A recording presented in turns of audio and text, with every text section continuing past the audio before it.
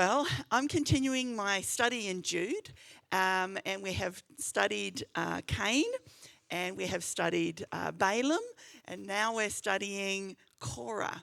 And some people may know the story of Korah, and others of you won't, so we will look at that in detail. But it's based on Jude 1:11. It says, "Woe to them, for they've gone the way of Cain, and for pay they have rushed headlong into the error of Balaam and perished in the rebellion of Korah." Rebellion of Korah. So I thought, okay, well, what did Korah do that was rebellious? And we will look at that. But the meaning of that word there in the Aramaic means to dispute, having a disagreement or an argument, or to compete for something. To be disobedient, to failure to refuse to obey or respect someone in authority. Contradiction, to oppose in an opposite position, one that's already there. Gainsaying, meaning to speak against somebody, and to cause strife or disagreement over fundamental issues. And so this is really what Korah did, was that he made a rebellious act towards Moses and towards Aaron, thinking that that's all he was doing, it was towards Moses and Aaron, but it was not. It was actually to God direct. Just like you're here to honour God and everything you do is towards us as humans and natural, you're doing it towards God. Leaders also are doing things towards God. And so Korah, in his attitude, didn't realise he was actually attacking God. Let's understand why Korah, who has been a Levite, he's of the house that's been chosen to serve God, he's a man of God, he's been ministering and doing his service to God for many years faithfully. Why suddenly he changes? Why is his heart now in the place where he's challenging the authority that God's put there and not recognising that he's actually challenging God? And so I did a little bit of research and I discovered something interesting, and that is that in Numbers 4:4 we find out the work that Korah did. This is the work of the descendants of Korath in the tent of meeting concerning the most holy things. When the camp sets out, Aaron and his sons shall go in, and they shall take down the veil of the screen and cover the ark of the testimony with it. And they shall lay a covering of, it says, some versions will say porpoise here. Other versions will say other things like badger, etc. But they're both unclean animals. And when you do research on this word, it's a Hebrew word that is very rare, and it actually probably comes from another nation, maybe from Egypt or something like that. And so the meaning of it is slightly lost. But I personally don't believe that it is a porpoise or a badger, because they were both unclean animals and would not have been used by the Hebrews, especially in covering the ark, the presence of God. But there is potentially that it was some sort of sheep or antelope, both of which were clean animals, that did this. And so they got the covering of the skin. Obviously, it's some sort of leather. And they've covered over the curtain, the veil that's gone over the ark, and they've placed it over it. And then and then they shall spread over it a cloth of pure blue, and then shall insert its poles. And it goes on through those scriptures saying that they do the same for the showbread, for the altar, for all the utensils, for the lampstand, and they cover it all with this blue cloth. So Aaron and his sons, Aaron's the high priest, and his sons are all the priests that do the sacrifices and are allowed to go into the tabernacle, and the presence of God doesn't kill them. Even though to go in, when Aaron goes in, he actually gets a firebrand, and he will put coals in it, and then he will place incense on it when he goes into the Holy of Holies, and it creates all this smoke so that it covers the Ark of the Covenant, and that he can then sprinkle the blood. So he's sort of like sprinkling the blood because God's presence comes down, and we all know that nobody can stand before the presence of God or look on him. They will die because he's so glorious. And so they create this smoke screen out of the firebrands so that Aaron can go in and do the job of placing the forgiveness of sins, the sacrifice of the animal's blood onto the mercy seat, and then God comes and receives it. But otherwise, Aaron and his sons are allowed in there. And so they go in and they prepare it, and they take down this big screen. Imagine it's a massive screen, and they go down and they lay it over the ark, and they can't touch it. They've got to be very careful not to touch the ark because otherwise they will die. And so they lay it over the ark by this screen, and then they put the screen up and fold it up, the veil, as we know, the veil of the temple, and they fold it up, and then they put this leather over it, which is sort of like a waterproofing sort of thing, and then they put this blue fabric over it. Melissa, if you wouldn't mind just popping up on the screen for me. This is potentially the animal that created the blue dye. There's going to be three options. Again, much debate as to what animal actually caused the dye. But it was a blue that was specific. It was a blue that was meant to reflect the ocean that the animal came from, that then would then make us think of the blue sky and heaven itself. And if you were Hebrew, you would also understand that they saw a blue thing before the throne of God. And in Exodus 24, verse 10, is Moses, Aaron, Nebab, Abel, and I can't pronounce people properly, and 70 elders. They saw God's presence in Israel. Under the feet was like a pavement of sapphire, or lapis lazuli, which is this blue, and it's clear, so you can see through to the throne of God. Even Elijah, when he was seeing the living beings and the wheels, there's this description of this same blue protection or covering between the throne of God and the earth's atmosphere. In even Revelations 4 verse 6, John describes the same thing. And so there's these, the limpet is what they believe is most commonly the thought. It's a little shell that looks just like sand, but within it, it produces this blue dye. This is the limpet shell. Then you've got the cerulean mussel, which is what everybody logically thinks it is because it creates blue. It is a very blue shell in itself. And then there's the onycha shells, which is actually the shell that they got they think is the secret ingredient to the incense. And so they think that maybe they used the dye from the shell as well as got the perfume from the incense that they burnt. And so they would use these shells because, or the dye from those shells, because it reflected something. It was an imagery. God loves symbolism, God loves imagery, and it was meant to remind them of something. And it's like this blue covering went over the ark and all the holy things so that it would reflect the sky and reflect God's presence or below his throne. So if you like, the ark would represent his throne, then there would be the firmament there of heaven, the blue represented, and then man could touch it. And then we'd be safe to interact with it. And so it was very important that these things take place. And the interesting thing is that the priests, Aaron and his sons, actually wore an ephod over them that was that same colour, the blue. And they were representing heaven, you see, and so man and the blue and then connecting to God. So we see that same analogy again. And also everyone in Israel had to, on the hems of their garment, put 4 tassels that were of white thread with one thread of this blue in it.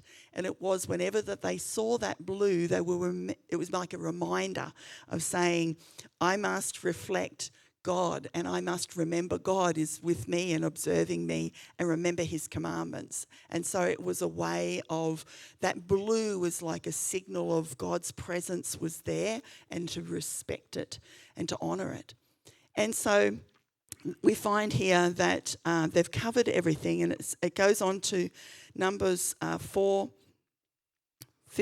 It says, when Aaron and his sons had finished covering the holy objects and all the furnishings in the sanctuary, when the camp is to set out, after that the sons of Korah shall come and carry them, so that they will not touch the holy objects and die. These are the things of the tent of meeting which the sons of Korah are to carry.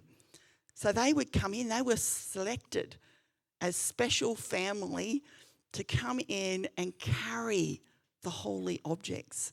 Once they'd been prepared for safety, they were to carry them. And in verse 19 it says to do this for them, like to cover it all, that they may live and not die when they approach the most holy objects. Aaron and his sons shall go in and assign each of them to his work and to his load, but they shall not go in and see their holy objects, even for a moment, or they will die. So Korah had boundaries. Korah's family, Korath, was not allowed to actually go and see it until it was all completely covered by the high priest, and then they could go in and handle the presence of God. And, this is a little bit like today. We have the ability through Jesus, our high priest, to carry the presence of God, don't we? We have the presence of God living and abiding in each one of us when we're filled with the Holy Spirit. But Korah's family was specially chosen. And in Numbers 7:9 it says, but he did not give any oxen to the sons of Korath. So all the other priests had to then, whenever the camp had to move and the tabernacle be packed up, they were all given oxen and cart to carry all the curtains that went around the tabernacle, all the beams and the timber work and all the rings and all the other bits and pieces. Because they were heavy, they were to do it.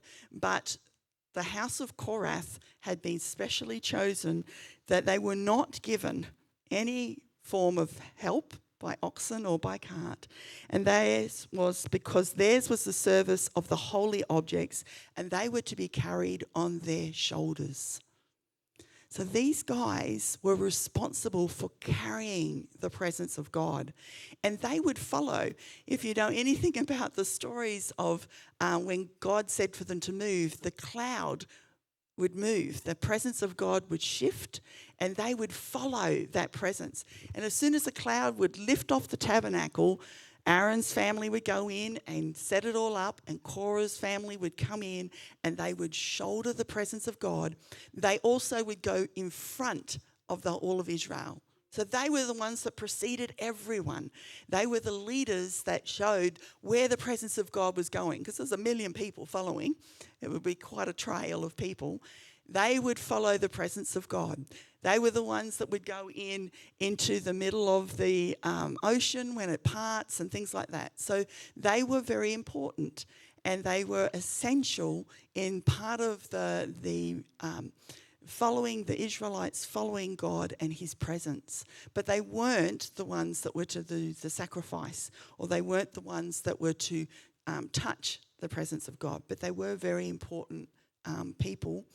And so they were allowed to come in and carry that presence of God, to allow the shouldering of the blue fabric, if you like, the representation of the firmament of heaven upon their shoulders. And it was very important for them. Unfortunately, this obviously built some sort of pride in them. It became an attitude of, well, we're more important than the rest of Israel, and we're more important than some of the other families of Levi. We're like second to Aaron and his clan. And so what we are able to do and what we do in service of God is very important. And the whole nation can follow us. The whole nation waits upon us. And when we say it's time to move, we're called in. And it must have created some sort of pride or arrogance within them, thinking that they were equal to Aaron and his family and to Moses. And so we go to Numbers 16, and we're going to break down this chapter. It says, when Korah, the son of Izhar, the son of Korath, and it goes through the son of Levi, with Dathan and Abram, the sons of Eliab, and On, the son of Peleth, sons of Reuben. Now, Reuben was the oldest brother of all the clans, so there would have been some sort of respect of his family line of eldership within Israel. And he's gone to some other families, or some sons of other families of very prominent people within Israel, and he's brought influence to them. And they rose up before Moses, together with sons of Israel, 250 leaders of the congregation, chosen of the assembly, men of renown. So they've gone in, and Korah has gone around other leaders, in other words, other people of influence, and he has infected them with his teaching and with his thinking. Why are we looking at this? Again, is because in Jude it talks about it being in the church of the last days. Like Cain's attitude and Balaam's attitude, that you will come across Korahs in the house of God, Korahs in the church of God, and that we need to be able to recognize them to know what to do. Otherwise, we enter into their rebellion and we end up in trouble. And so hence, we're looking at why Korah did what he did, and so that we can recognize his pattern of thinking. Numbers 16:3, they assembled together against Moses and Aaron and said to them, you have gone far enough, with all the congregation are holy, every one of them, and the Lord is in their midst. So why do you exalt yourself above the assembly of God? This was the accusation. Everyone is holy. Everyone is holy to God. Everyone's accepted by God. God is in the midst of all the people of Israel. Who do you think you are that makes you special? And it's true. Is that not true? What Aaron is saying is truth. And it is true today that God inhabits all of us. Instead of just being in a presence, he actually can abide. When we believe in what Jesus has done and we receive the Holy Spirit, he dwells, he remains in every single individual. And so it's the same statement. It's the same thinking. Yes, God is in our midst, and he is with every one of us. And all of us now have the privilege of being able to hear God's voice. His laws are written on our hearts, and every one of us can hear God. But Korah has made the mistake of thinking, because he shoulders the presence of God, and because God's presence is with all the people, that then hence Moses and Aaron are no longer needed. And so he's making the challenge to the leadership and to the authority. And it would be like in today that a believer makes that challenge. You see it on Instagram.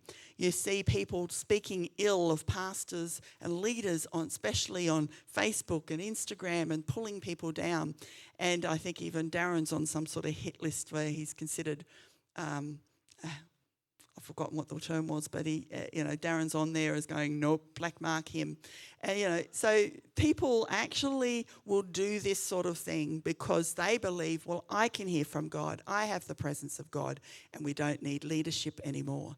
And so we have to be careful, because God says in the last days that these Korahs are going to rise up, and we have to be very wise, because God actually says and sees it very differently, and sees it as a personal attack against him. And so Korah is speaking true, but really his rebellion is who do you think you are to be put in charge? And we can hear from God ourselves. We don't need you any longer in our lives. And so it seems true, but it is not the wise way to behave. We got to remember that they've also looked at Moses and gone, well, here's a stutterer. Here's a man who stutters all the time and can't speak properly. And surely these other men and other leaders can speak better than Moses. And then there's Aaron. Well, he only ever does, he's a wussy. He does whatever his brother tells him to do. And he just speaks on his behalf. And in fact, he was the one that we were all able to influence to create an idol, a golden calf for us. And so, he's just a pushover. So imagine what they're looking at in the natural. They're looking and going, well, Moses doesn't have great ability to communicate. How can he really lead? And Aaron, well, he's just a pushover type of personality. And so who makes him the leader? We've got better people. We've got better leaders than them, surely. But they're forgetting that God puts people in charge. God's the one that puts people in position. He loves to choose the foolish things of this world to confound the wise, he says. And so when Moses heard this, he fell on his face. He remembers, I'm nothing, but God, please, I know that you've chosen me. I feel inadequate, but you've selected me and you need to protect me and the situation here. And so he falls on his face. In Numbers 16:5, and he spoke to Korah and all his company, saying, tomorrow morning the Lord will show who is his and who is holy, and will bring him near to himself, even the one whom he chooses, and he will bring near to himself. Do this, take the censer, the firebrands, for yourselves, Korah, and all your company. So that's the same firebrands that they use to protect themselves from going into the presence of God. And so they're told to go and get them. And put fire in them, lay incense upon them in the presence of the Lord tomorrow. And the man whom the Lord chooses shall be the one whom is holy. You've gone far enough, you sons of Levi. So he's like, that's enough. I think we need to have a dividing line take place here and figure out who God's with and who's not. And so they've obviously been grumbling because he says you've gone far enough. And then verse 8, then Moses says to Korah, hear now, you sons of Levi, is it not enough for you that God of Israel has separated you from the rest of the congregation of Israel to bring you near to him, to do the service of the tabernacle of the Lord, and to stand before the congregation to minister to them, and that he has brought you near, Korah, and all your brothers, the sons of Levi, with you? And are you seeking for the priesthood too? And so he's saying, come on, can't you see you've been selected by God? You've been chosen by God. God's choosing you. Be happy with God, what God has chosen you to do, and serve him in that, from that aspect. Or are you wanting the top position, the priesthood as well? Therefore, you and your company are gathered together against the Lord. But as for Aaron, who is he that you grumble against him? So they're giving the warning. Moses is warning and saying, hey, this is actually against God. And just like we said today, in fact, I think it's been through the prayer meeting and throughout other comments that we've made today, we have done everything you do. Graham song leads to God. Yes, we're all here, we hear him, but he is actually doing it to God, in service to God. The people that serve communion, while they're serving you naturally, are actually serving, God calls it divine worship. Divine worship towards heaven to serve communion. It's a powerful and important thing. We've got to remember we're doing things for God, and that we represent God no matter what we do, from the smallest thing to the greatest thing. And so we can look at people and go, who do they think they are? Who chose him to be the leader of creative arts? Surely there's somebody else that could do a better job, more skilled, who's gone to seminary schools or whatever. And we can make judgments, but we've got to remember that they've been ordained by God, that we do things for God, and that we represent God in everything we do, from the smallest to the greatest thing in this house. I pray that we all do it to God, and that we remember that. And so when we grumble against something, that we've got to watch that we're not being like Israel, and recognise that we're grumbling against God when we do these things. And there's natural things that can be improved. But we must remember this is God's house. Jesus is the head of the church. And not just this house, but other churches as well. And that we must be careful what we say, because we could represent attack on God in doing so. And so 16:12. Then Moses sent a summons to Dathan and Abiram, the sons of Eliab, and they said to them, "Will you not come up? Is it not? We will not come up." So they're refusing to come. They're not going to get the firebrands. They're not going to stand before the presence of God. They're not coming. And this is their attitude.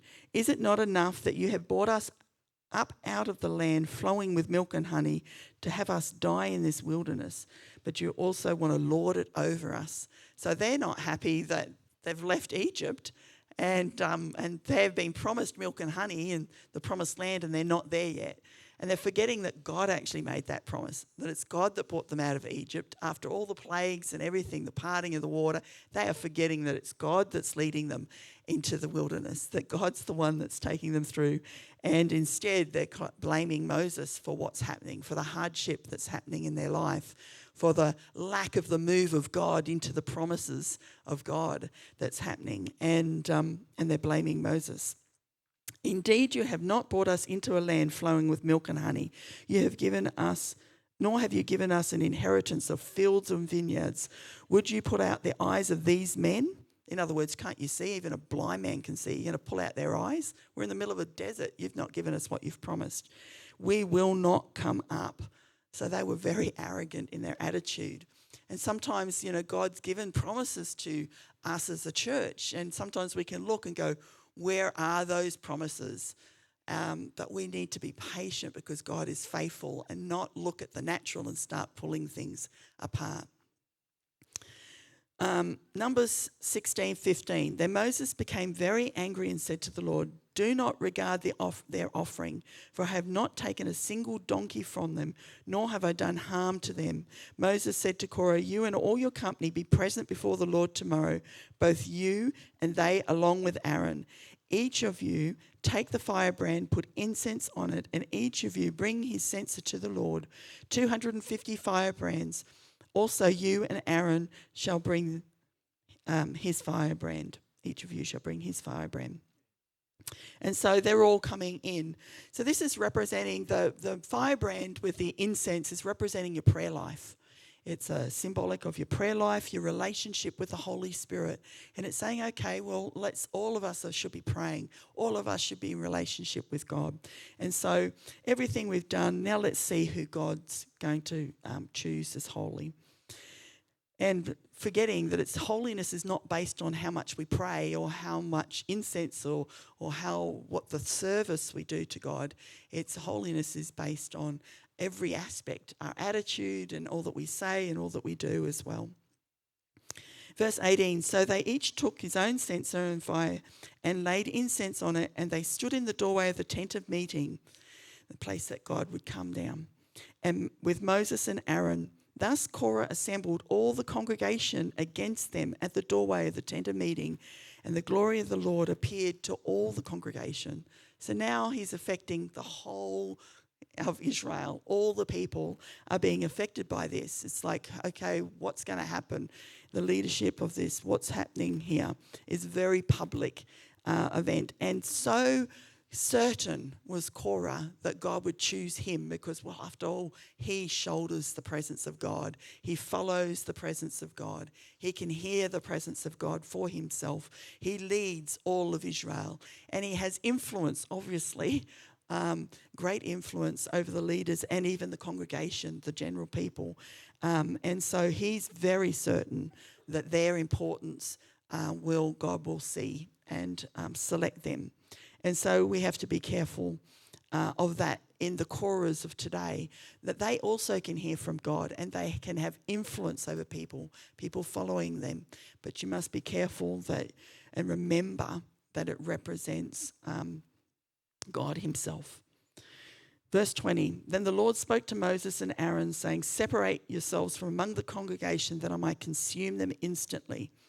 And they fell on their faces and said, 'God of the spirits of all flesh, when one man sins, will you be angry with the entire congregation?' Then the Lord spoke to Moses, saying, 'Speak to the congregation, saying, get back from around the dwellings of Korah, Dathan, and Abiram.' Then Moses arose and went to Dathan and Abiram, and the elders of Israel followed. And he spoke to the congregation, saying, Depart now from the tents of these wicked men, touch nothing that belongs to them, or you will be swept away by their sin. So they got back from around the dwellings of Korah, Dathan and Abiram. And Dathan and Abiram came and stood at the doorways of their tents, along with their wives, their sons, and all their little ones. Thankfully, Israel steps back. The congregation listens and they step back. But note that Dathan and Abiram still haven't come up with their firebrands. They're in their home, in the safety of their home, thinking that they'll make their stand there in among the people.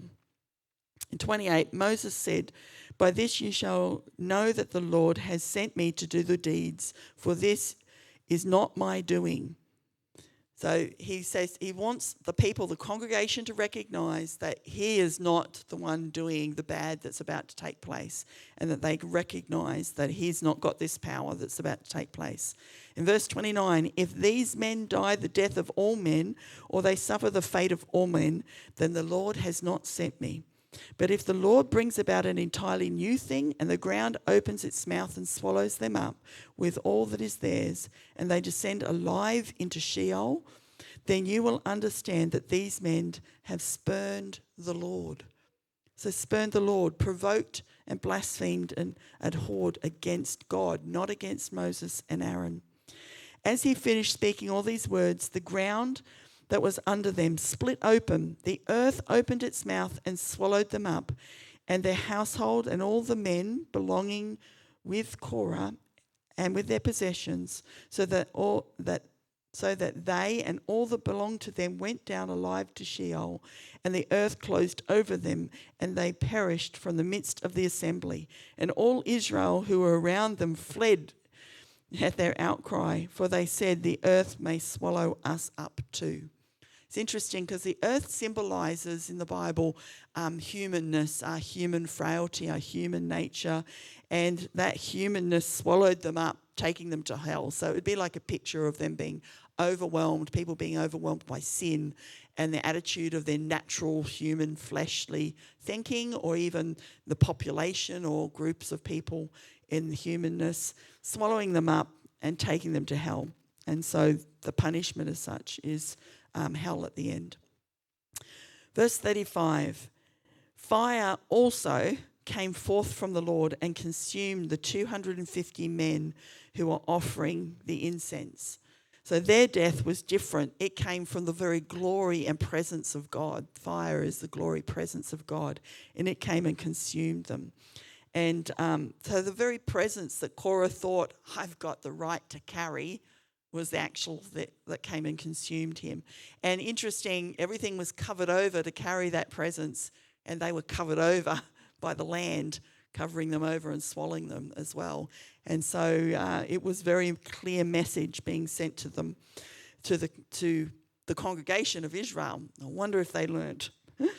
Then the Lord spoke to Moses, saying, Say to Eleazar, the son of Aaron the priest, that he shall take up the censers out of the midst of the blaze. How brave is that?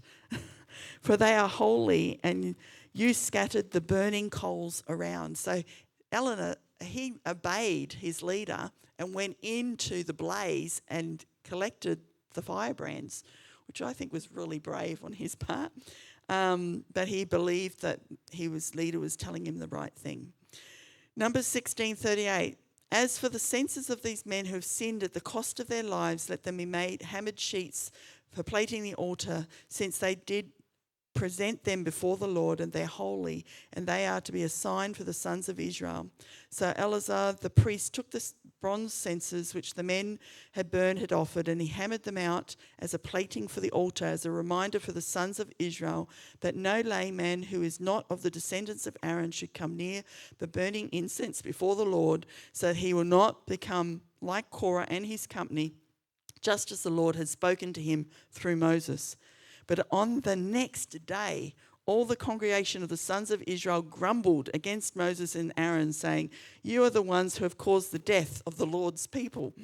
And it came about, however, when the congregation had assembled against Moses and Aaron, they were turned towards the tent of meeting, and behold, the cloud covered it, and the glory of the Lord appeared. So these guys have just not understood what's happening. And the problem is we see, thankfully our church has never had a church split, but I know of other churches that have had church splits, or where people rise up and take churches from other people. And the congregation sometimes goes, this is all wrong, and gets all behind everything that's going on. Be cautious. Do not enter into things because your lives will be in danger of God's wrath and anger. And in Numbers 16:43, then Moses and Aaron came to the front of the tent of meeting. The Lord spoke with Moses, saying, get away from among the congregation, that I might consume them instantly. But they fell on their faces. Great leaders. Moses and Aaron, take your censer and put in it fire from the altar. Moses says to Aaron, go to the fire, the place where they would sacrifice, and get your censer and basically put coals in it, lay incense on it, then bring it quickly to the congregation and make atonement for them, for wrath has gone out from the Lord and a plague has begun. And then Aaron took it as Moses had spoken and ran into the midst of the assembly, for behold, the plague had begun among the people. So he put on the incense and made atonement for the people. He took his stand between the dead and the living, so that the plague was checked. But those who had died in the plague was 14,700, beside those who died on account of Korah. This is a mass destruction. And today I want to warn you that, especially with the Google and all the conversations that are out there on the social media, there is so much speaking ill of other people of God, never alone in the small areas of maybe grumbling against a leader like Graham or something like that. I'm just using him as an illustration, not because anyone's grumbling against him, but just that illustration of leadership. And just saying, you cannot afford to do it, and you can't get caught up in it when people fall away from God. If there's a whole group that move away from God, don't get upset about these things happening in the world. Don't get sucked into conversing and commenting about these things, because God sees it as grumbling against him, an offense against him. He's warned in Jude that the modern church is going to have this sin prevalent before he returns. And so we must be cautious not to get sucked into these behaviours. And God says in Romans 13:1, every person is to be in subjection to the governing authorities, for there's no authority except from God, and those which exist are established by God. Therefore, whoever resists authority has opposed the ordinance of God, and those who are opposed will receive condemnation upon themselves. It's very clear. So I just want to take a moment to go, okay, well, what do we do when somebody is doing wrong in leadership, and how do we respond to these things? So I remember, like Darren and I have served under, I think, 5 or 6 pastors now, and we've had various things happen, and there is no such thing as a perfect leader. Moses was not a perfect leader, nor was Aaron.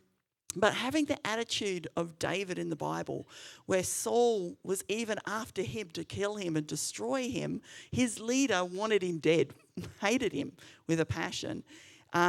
He refused to touch God's anointed, and he refused to take vengeance in any way and left it in God's hands. Even when he knew that the anointing had lifted off Saul, he never went after him. He's like, God installed him, God deals with him. And so this is the thing we must remember. When we serve people, God is in charge, not the person that is the face up the front. It's not them in charge. God is in charge, and it's his house. But New Testament does say some clear things, like if there's somebody who's sinning and a leader is, say, committing immoral acts or stealing or do something that's actually a sin, it talks about us going to them. And that's not just for leaders, it's for anyone in the house of God. When you have some concern for somebody, you go to them first. You approach them. You don't speak ill of them. The Bible does say things like, don't touch God's anointed, but there's another one, don't lay hands on anyone suddenly. That means of accusation. Don't accuse somebody of doing wrong. Always presume the best on somebody, but if you have a concern, go to that person, try to restore that person, and then if necessary, go with other leaders. If they reject you, go with other leaders. There's a process that takes place because I know that there are imperfect leaders out there and we all do make mistakes. So there's a process that God's put in place. But you speaking ill or gathering people to complain or rise up or just thinking you can grumble about stuff, you've got to be very careful because God is the one who's in charge of his church. This is his church. In just this building and this congregation, but the church in whole. And as we see in the last days, we're going to see churches that are going to rise up and be ungodly in their behaviour. Churches that may embrace things that are obvious sins. We have to be careful to leave that into God's hands to deal with stuff. And you have to seek God, whether you fellowship there or not, whether you can serve that leadership or not. But you need to be careful in the way you handle it. We had a situation where we were serving under a leader and I thought that our marriage was going to break and our family was going to fall apart from the pressure that we were under and the things that were being done wrong to us. But we set a time and said, God, by this time, if things don't move, we'll take it. It's time for us to leave. But we feel that you've sent us here to serve here, so we will leave it in your hands. And it got to, I think, a couple of weeks before that time period was up, and they moved in the situation. Another leader that we served under, other leaders were saying to Darren, come on, can't you see what's going on? Can't you see the wrong that's happening? Can't you see what's going on? Do something here. And so Darren chose not to speak up ill, and we prayed about it. We spoke to the authority above us, and we left it in their hands. But at the same time, one person in particular came to Darren, and I'll never forget it, and said to Darren, surely I've been sharing my heart with you. I've been dumping all my concerns with another leader. I've been dumping all their concerns about this pastor. Won't you agree with me? You call me yourself my friend, and yet you won't share your heart. You won't open up. And Darren fell for that, and I will never forget the change. So this is a man who God has actually said has no guile in him, but he changed to be full of bitterness, anger. He couldn't sleep for 3 days. He was beside himself with anger at the wrong and the injustice and saying what he was going to do with it and what he was going to confront and all those types of things. And I said to him, can you not see? It's like you've gone from nothing's changed. The person's still the person doing the same things, but something's changed in you. And he realised it was because he'd agreed with people that were grumbling about leadership, and he'd opened up and agreed with his grumblings and added to it that it had opened Pandora's box upon his life. And so he repented, and I know we spent quite a bit of money in buying a gift for that gentleman. And that gentleman just opened the door and just took the gift, didn't even invite Darren in.